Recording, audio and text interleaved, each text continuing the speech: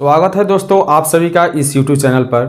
और यह वीडियो बनाने का मेरा यह उद्देश्य था कि जो भी विद्यार्थी 10th का एग्ज़ाम अर्थात मैट्रिक बोर्ड परीक्षा देने वाले हैं उनके लिए मैं एक संदेश पहुंचाना चाहता हूं।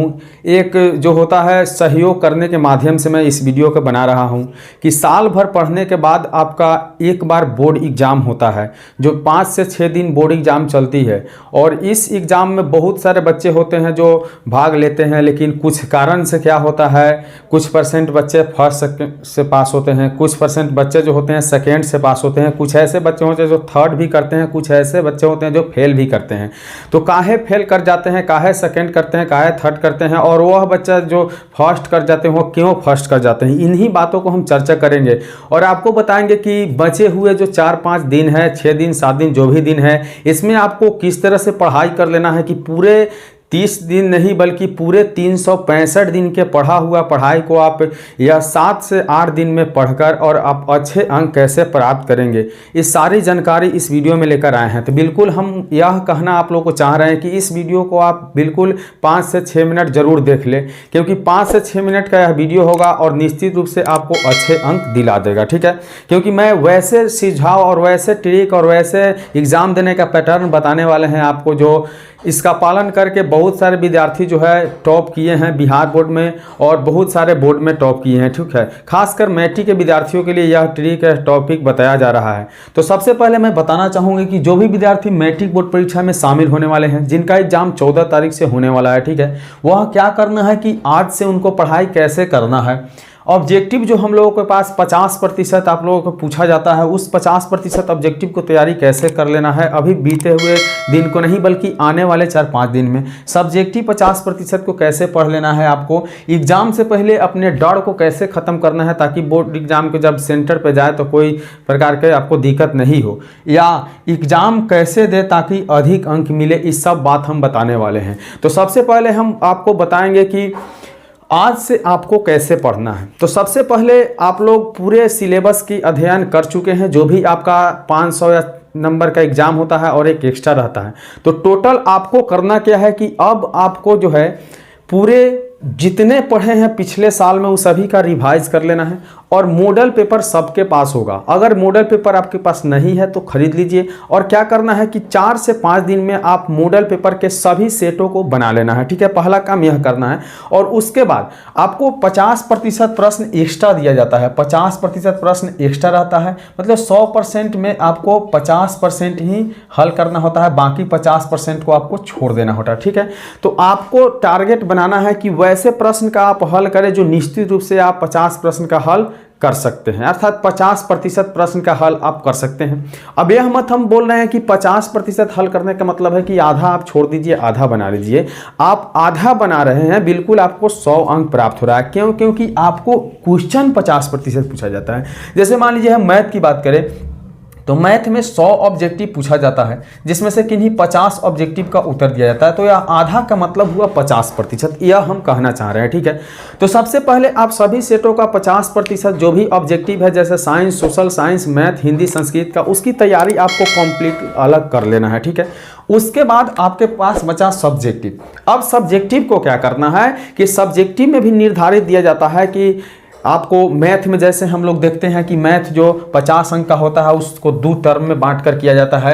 एक टर्म में शॉर्ट सब्जेक्टिव जिसको हम लोग लघु उत्तरीय के नाम से जानते हैं और एक दीर्घ उत्तरीय के नाम से। तो मान लीजिए हम मैथ को लेकर समझते हैं तो मैथ में 30 क्वेश्चन पूछे जाते हैं, जिसमें से आपको 15 प्रश्न का उत्तर देना होता है, 2 अंक से 30 अंक प्राप्त हो जाता है। ठीक है, ठीक उसी प्रकार से आपको दीर्घ उत्तरीय में 8 प्रश्न पूछे जाते हैं और 8 में से किन्हीं 4 प्रश्नों का उत्तर देना होता है और 4×5 = 20, और यह 20 और 30 मिलाकर 50 अंक मिल जाते हैं। ठीक है, तो अब बहुत सारे विद्यार्थी होते हैं जिनके कमांड हो चुका रहता है, मतलब वो पूरे प्रश्न का हल कर देते हैं, और बहुत सारे विद्यार्थी रहते हैं जिनसे नहीं हो पाता है। ठीक है, तो और वैसे विद्यार्थी जो पढ़ने में तेज है उन्हें क्या करना है, तो सबसे पहले आप पढ़ने में तेज है तो आपको सिस्टम लेवल से, मतलब इतना जैसे पैटर्न बताया गया है कि 50 ऑब्जेक्टिव को आपको बनाना है 100 ऑब्जेक्टिव में। जैसे मैथ की हम बात कर ले तो मैथ में 100 ऑब्जेक्टिव दिया गया, तो 100 ऑब्जेक्टिव का मौका है आपको देखने के लिए। तो वैसे 50 ऑब्जेक्टिव को चूज करके आप बनाइए जिसके बारे में आप बिल्कुल कॉन्फर्म जानते हैं, मतलब कहीं से आपको दिक्कत नहीं हो, मतलब सस्पेंशन नहीं रह जाए कि यह प्रश्न का उत्तर गलत है या सही है। बिल्कुल चुन चुन कर आप कोशिश करिए कि 50 प्रश्न को आप सही बना लेते हैं ऑब्जेक्टिव को,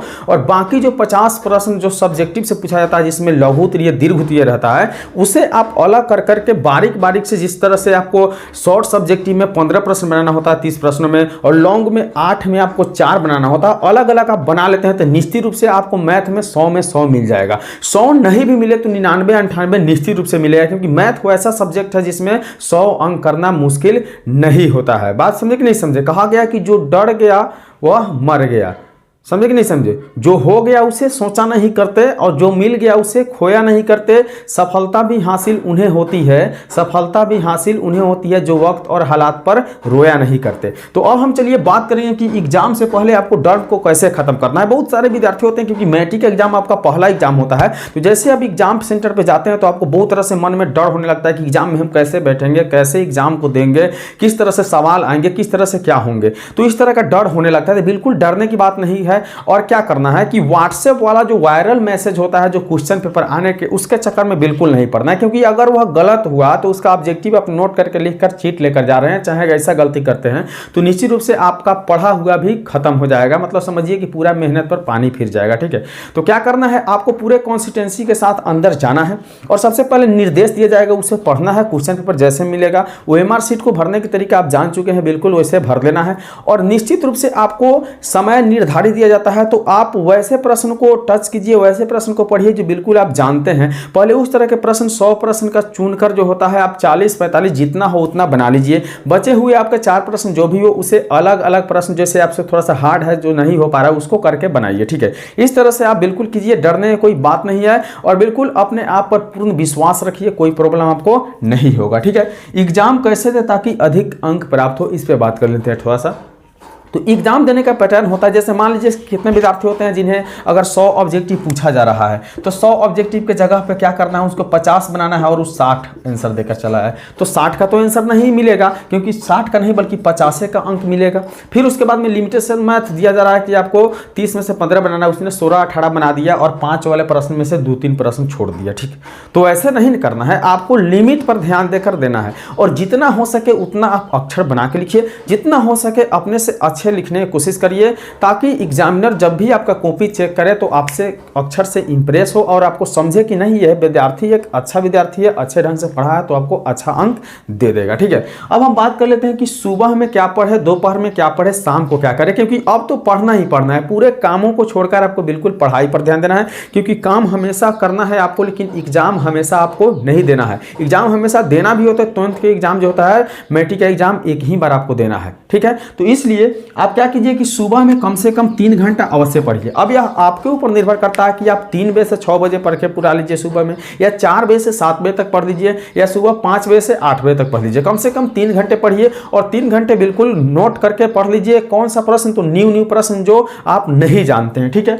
उसके बाद आप दिन में कम से कम 3 घंटा निश्चित रूप से आपको समय निकाल के अवश्य पढ़ना है। ठीक है, क्यों पढ़ना है, क्योंकि दिन में आप क्या कीजिए कि मैथ हो या पहले पढ़े जो थे उसे रिवाइज कर लेना है, बिल्कुल 3 घंटा। अगर आपको लगातार 3 घंटा बैठने में दिक्कत हो रहा है तो 1 घंटा ही बैठे, 1 घंटा पढ़ने के बाद उठ जाए, थोड़ा सा पानी पिए, घूमे फिरे, फिर आए, रिलैक्स पढ़ना है, रिलैक्स माइंड को करके पढ़ना है। ठीक है, किसी भी हालत में आपको 3 घंटा अवश्य दिन में पढ़ना है। ठीक है, उसके बाद बचा रात या शाम के समय। तो अगर शाम के समय आपके पास 6 बजे टाइम मिल गया तो 6 बजे बिल्कुल निश्चित रूप से बैठ जाइए, तो 6 से 9-10 पढ़िए। ठीक है, 9-10 लास्ट हुआ, ज़्यादा पढ़ने की जरूरत नहीं, क्योंकि इतना पढ़ना है जितना आप उसे संभाल कर रखें, ताकि बोर्ड एग्जाम में आप जाकर वहाँ लिख दें। ठीक है, बहुत सारे विद्यार्थी होते हैं जो लगातार अनाधुन पढ़ने लगते हैं और आगे पढ़ते हैं, पीछे से भूलते जाते हैं। ऐसा नहीं करना है, क्योंकि मान लीजिए कि आपको जो पढ़ना है उसे याद भी तो रखना है, क्योंकि बोर्ड एग्जाम में जाकर उसे लिखना है। ठीक है, तो निश्चित रूप से आपको क्या करना है कि शाम को 3 घंटा पढ़ना है, और क्या पढ़ना है, तो मॉडल पेपर और नोट जो भी आप पढ़े हैं उसको देखते रहना है। और किसके अनुसार, तो बिल्कुल क्वेश्चन के लिमिट, क्वेश्चन के टाइप के अनुसार कि आपको कितना प्रश्न का हल करना होता है, कितना आपको छोड़ देना होता है, उस अनुसार से। और देखना भी है कि हमारे कौन सा टॉपिक में कितना तैयारी हो गया है, कितना आपको दिक्कत है। वैसे दिक्कत वाले प्रश्नों को आप जल्दी से पढ़ लें, ताकि आप लोगों का वो भी प्रश्न नहीं छूटे, आप सही ढंग से सही प्रश्नों का हल करके आए, सही प्रश्नों का ओएमआर शीट में उत्तर देकर बाकी प्रश्नों को उत्तर पुस्तिका में लिख कर आए, ताकि आपका अंक कम ना आए। ठीक है, तो इस पैटर्न से और इस तरीके से आप एग्जाम दे के आ रहे हैं तो निश्चित रूप से हम कह रहे हैं कि आपका जो है टॉपर लिस्ट में नाम पहले रहेगा। ठीक है, जो भी इस वीडियो को पूरा देख लिया है, निश्चित रूप से अगर इस तरह से जितने तरीके हम बताए हैं, जिस तरह से आपको समझाएं, ठीक उसी तरह से आप तैयारी करते हैं तो मैं गारंटी के साथ दे रहा हूं कि आप अच्छे अंक प्राप्त कर जाइएगा। ठीक है, तो आप वीडियो देख लिए, अंत तक आपको समझ में आया। अगर वीडियो अच्छा लगा तो लाइक कर दीजिए, चैनल पर पहली बार है तो सब्सक्राइब करके बेल आइकन को जरूर प्रेस कर दीजिएगा और दोस्तों के साथ शेयर कर दीजिएगा ताकि और सारे विद्यार्थी देख सके, जिससे उनको हेल्प मिल सके। ठीक है, तो चलिए इसी के साथ हम वीडियो खत्म करते हैं, मिलेंगे अगले वीडियो में, तब तक के लिए बाय।